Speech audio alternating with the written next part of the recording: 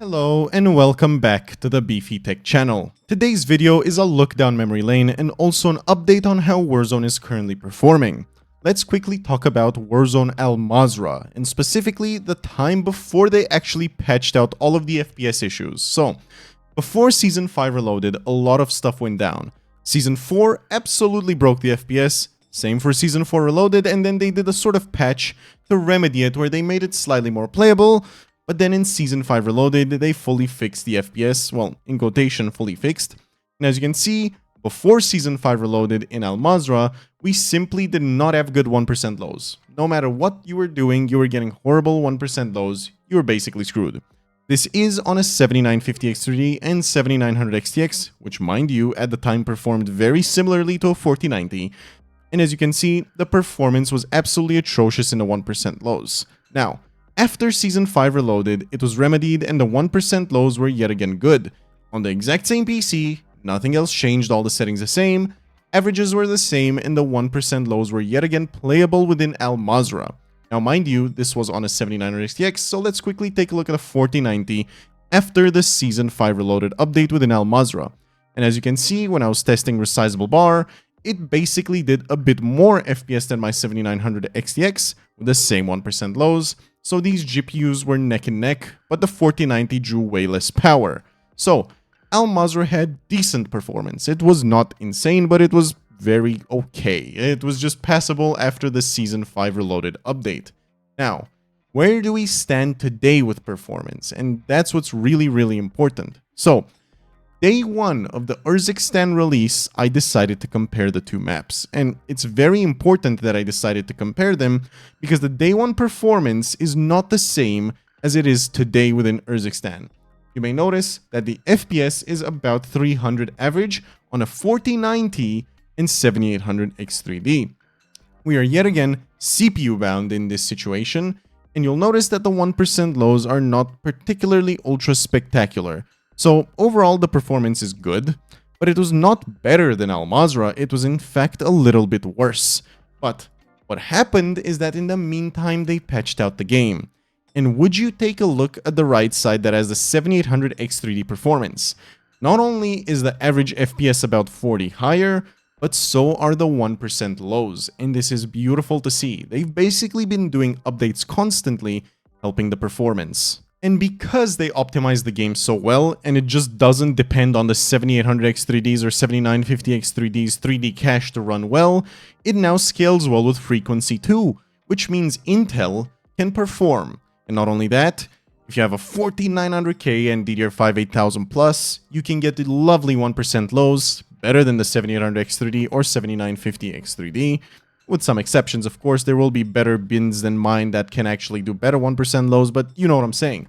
You're not locked to a CPU platform. You have choices. This is much better than it used to be during the Mazrah days. Let's take a look quickly at the benchmark performance of Day 1 versus today. This is yet again proof that they have been working hard at optimizing the game. Day 1, which by the way, you can see the dates in the bottom right, so you see I'm not lying my ass off. This is the same system with a 4090 and 7800 X3D. Dates down in the right hand side, we get 575 average on the CPU, 374 low first. Solid results, better than the Modern Warfare 2 benchmark, but check this out. If we go over to the next tab, this is my latest benchmark, which as you can see by the date over here, the 673 average FPS with 401% lows on the 7800 X3D at the same 1440p native settings. And not only that, but the GPU is now better too. All around the board, there's gains for the benchmark and there's gains for Urzikstan, Vondel, and Ashika. I had an entire separate video I did on Ashika and Vondel, specifically to brag about how nice the FPS is. But hey, while I was showing off how good my FPS is, I realized that everybody's FPS is better. Vondel doesn't have the huge dips that it used to have, and they were really bad back in the day, and it's all around a big gain for everybody. Vondel was especially bad. Ashika always ran well, but Vondel always had issues, and the only way I could ever fix the issues was disabling resizable bar. And basically, the results you're seeing right here are the 7800 X3D and the 4090, getting about 240 average FPS, looking inwards of the map, which is yes, where Vondel had most of its issues. Now let's fast forward in this video a little bit and check this out. The Warzone Modern Warfare 3 integration for Vondel, so this is right on release of the integration, it's not even when the FPS was improved, because yes, today it is actually better than it is in this video, but just at the integration, looking dead center map in the same exact area, same exact PC with the resizable bar off, the FPS was insanely better. Like, stuff out of my wet dreams type thing. 90 FPS gains is just not something you would get any day. The 1% lows are 20 higher than the averages used to be. All I have to say is that Call of Duty devs do deserve some credit. They're not perfect, they're still human, but they've clearly been getting out of their way to make the game run better, and I highly appreciate it.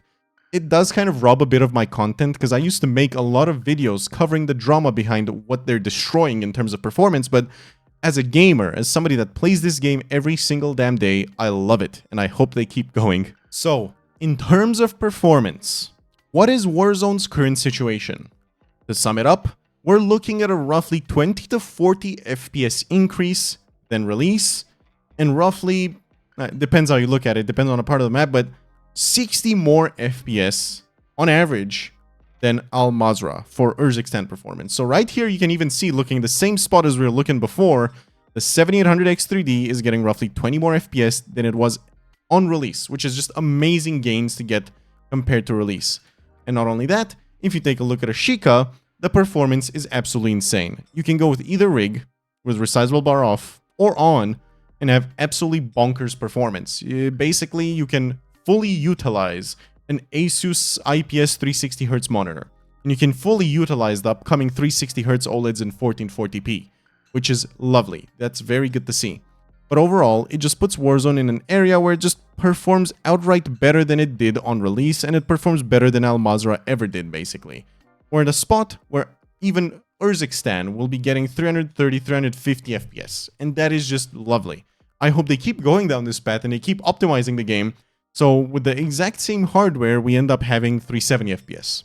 And to me, that'll be perfect, because I do plan to consider some of those upcoming OLED monitors myself. So I'm on 270Hz right now, and I'm really happy, but I will want to eventually upgrade. And if Warzone isn't optimized, that just won't be plausible. But if this keeps going, it's actually reasonable to consider some 360Hz monitors, maybe even some upcoming 480Hz monitors. Yeah, I know I'm being a bit hopeful, but say the 8800X3D is insane and gives 30% gains, then the 5090 releases and it gives another 40% gains. That 480Hz monitor for Warzone will suddenly be plausible, which is absolutely awesome. Anyway, guys, this video I really thought was going to be short, and I ended up rambling for way too long, so I apologize. Warzone is performing better than ever, and that's the whole idea. We are out of the gutter in terms of performance. Sorry for speaking a bit blabby. But yeah, hopefully it keeps going and we don't end up going back to the Mazrah days. I hope you guys enjoyed the video, and I hope it was helpful and informative. Have a good one, and peace.